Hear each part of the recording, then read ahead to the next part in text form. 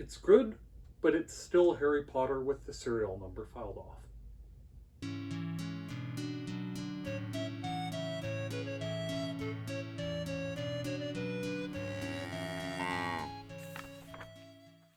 Hi everyone, I'm Jacob, I'm the CowHatLibrarian, and I've got a good one for you tonight. It's a sequel to the first Greenwild book. It is Greenwild, The City Beyond the Sea by the talented Pari Thomson. Now, before I get too far into this, what I said in the prelude is very, very true. This is still, much like the first book, which I also did a video on, Harry Potter with a wig made of ivy. The influence that Thomson followed is very, very, very clear, and in my opinion, it doesn't deviate a lot from the Harry Potter formula. It's good, and I'll be happy to explain why, but it's Harry Potter. There are a ton of similarities. In this particular book, there's a character who finds a tree that has leaves on it that evoke memories in him of times past in his life, and his minor obsession with the tree mirrors that of Harry's obsession with the Mirror of Esrid from the first Harry Potter book that showed the things he desired most.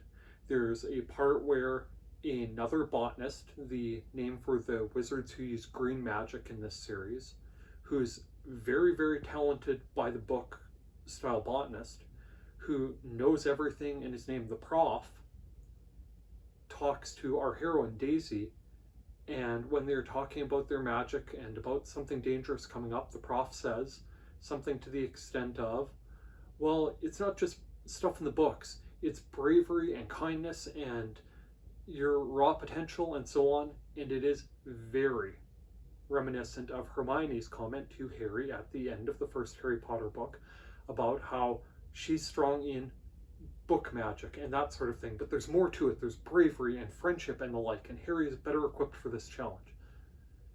Those were the two most overt things in this book, but there were quite a few others that followed the Harry Potter formula.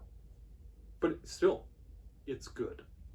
As our story starts, Daisy, our heroine, is at Mellowmarsh, one of the secret areas of Greenwild, areas that are blocked off from the rest of the world, the Greywild, where green magic still flourishes, where people care about the environment and trees and the earth and the wildlife and how it all interconnects.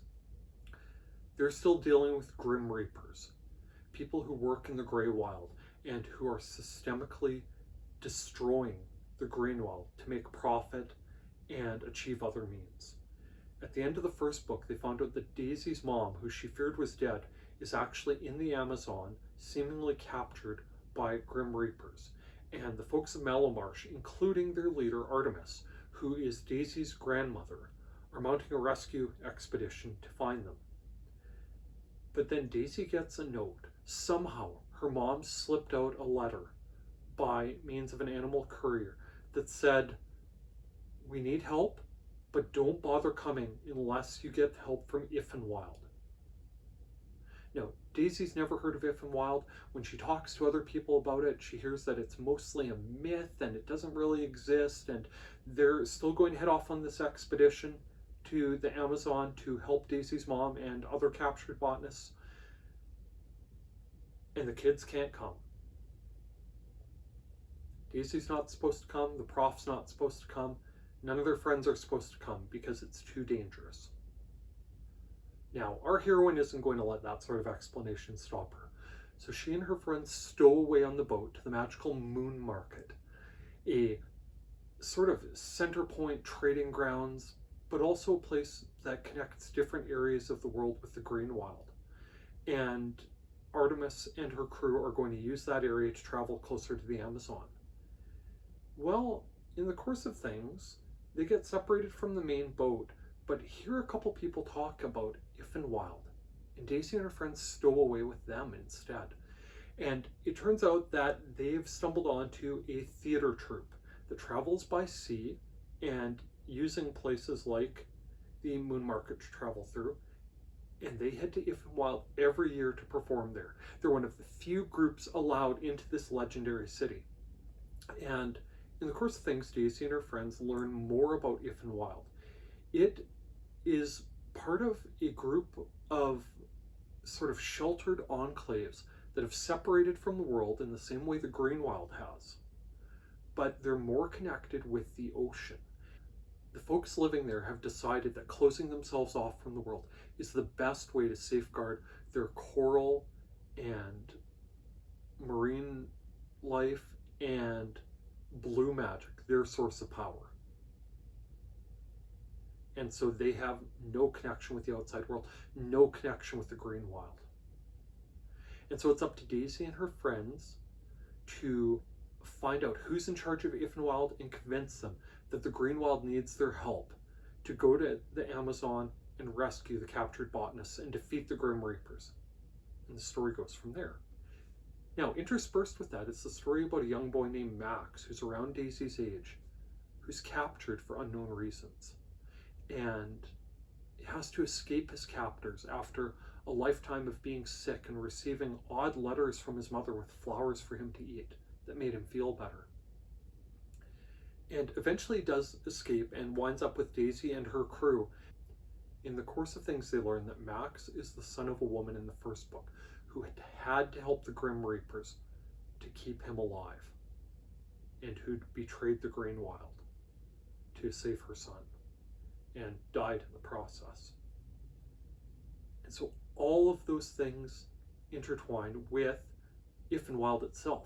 It's a glorious city bounded by water with amazing aquatic life around it and a distinct lack of magic. Daisy and her friends learn that the royal family has largely died out. There's an heir somewhere, a prince who was young when the king and queen were killed, who's lost to the world. And until he comes back and retakes the throne, blue magic will be at a very, very, very low ebb for everyone. And so this ties into everything that Daisy and her friends are trying to accomplish.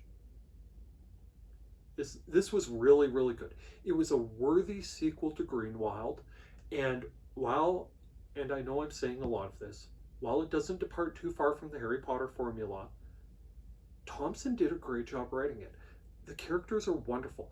Daisy is great as the good friend who was late to the green magic game and has trouble controlling her powers. Actually, she reminded me a lot of Thornmallow from Wizard's Hall by Jane Yolen. Someone who comes along late and is central to the story, but is very, very much not a Mary Sue character. Someone who has trouble with the small spells. Someone who has ideas that don't work out well. She's fantastic. The prof is a lot of fun as the know-it-all Hermione style character who's concerned with by-the-book learning, who doesn't have an easy time doing magic near all this water.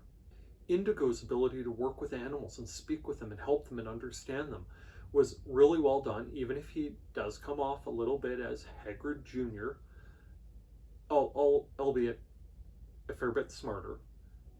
And I like how their personalities bounce off each other. The new characters introduced in this book who were running the theater troupe were a lot of fun. There was some neat surprises with how they were intertwined with Ifenwild and everything else going on. And it was very, very good. If you liked Harry Potter and you want something else in this vein, go try Greenwild. If you like the first book in this series, definitely continue on to this sequel. You will not be disappointed. I highly recommend it. Now, with that said, it wasn't perfect. There are spoilers ahead because I have to talk about the deal breaker.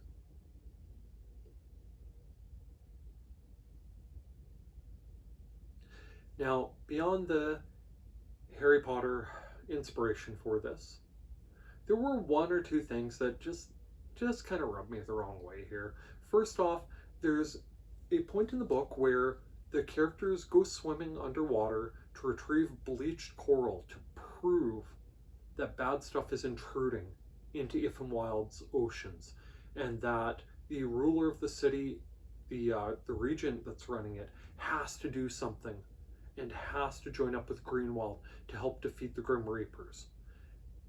And in the course of things, Daisy and Indigo and Max go swimming underwater to go retrieve this coral. And they stick some weird goo up their nose that filters oxygen from the water to give to them so they can breathe underwater. And off they go, in all their clothes. There's nothing in there about them having magical powers to be good swimmers, nothing about their green magic helping them in that regard, nothing about any of them having any particular expertise in swimming. And so, of course, the natural thing would be for them to do it all fully clothed, with their clothes weighting them down and making it way harder to accomplish this task. One of the members of the theater troupe makes costumes. Is it possible she ever made a swimsuit? Would they possibly think, hey, let's just swim in our underwear? No, they went down fully clothed, and there's a nifty illustration of them doing exactly that, with their overalls weighing them down. It was silly, it was unnecessary, even relatively inexperienced kids figure out pretty quick, hey, it's heavy to swim with these clothes on, maybe I should get rid of them. And it felt so unnecessary. These characters were smarter than that, especially when the prof was involved in coming up with that plan. She, if anyone, would have said, hey, it's hard to swim with your clothes on. Maybe ask the costumer to make you a swimsuit. There's one other part that bugged me a little bit late in the book.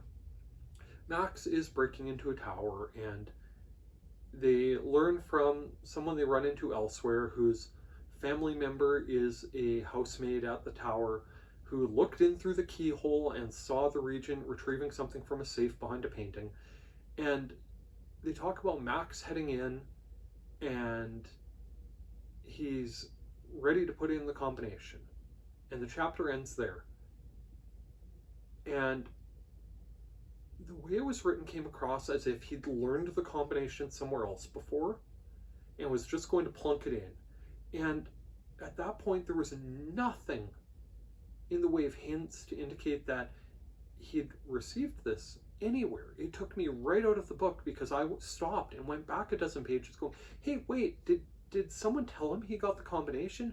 Did that other kid's family member learn the combination from seeing it through the keyhole? And there's nothing like that. It took me right out of the moment. And then 2 chapters later, when the story caught back up with Max after updating the reader on Daisy's escapades, then they revealed, well, he has some talent in listening to combination locks and using his magic and his singing to help him figure out the numbers in the combination. And I was fine with that resolution. The lead up to it, though, and the idea that he was ready to open the lock, that he knew the combination, I think that last little bit could have used some cutting just to make it a little clearer. Because like I said, it legitimately took me right out of the story and had me wondering if I'd missed something. Still, these are minor complaints. The revelation that Max isn't, in fact, the prince everyone's been looking for, but was the prince's younger brother that no one learned about and who would end up being the heir to If and Wild, that was all told really, really well. The reveal of the regent being the evil person, not her advisor as they suspected, it was formula, but it was done well. The restoration of the blue magic was wonderful.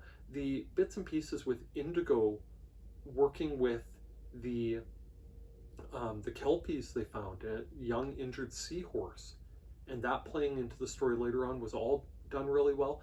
The reveal that Daisy, in fact, does have really strong magical power, even if she stinks at controlling it, was great, and their method of explaining it was well done and not overly expository. This is a winner. Go borrow the first book from your public library and then follow up with this one.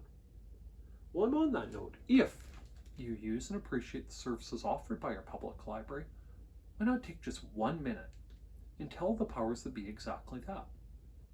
Tell your mayor, tell a council member, tell your MP or MLA that you use and appreciate the services offered by your public library.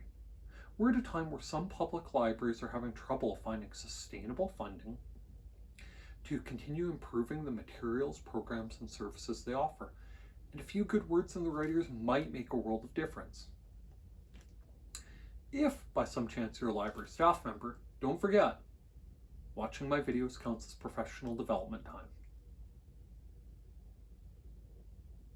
With that, thank you for listening to me rant and gush alternatively about this Harry Potter clone.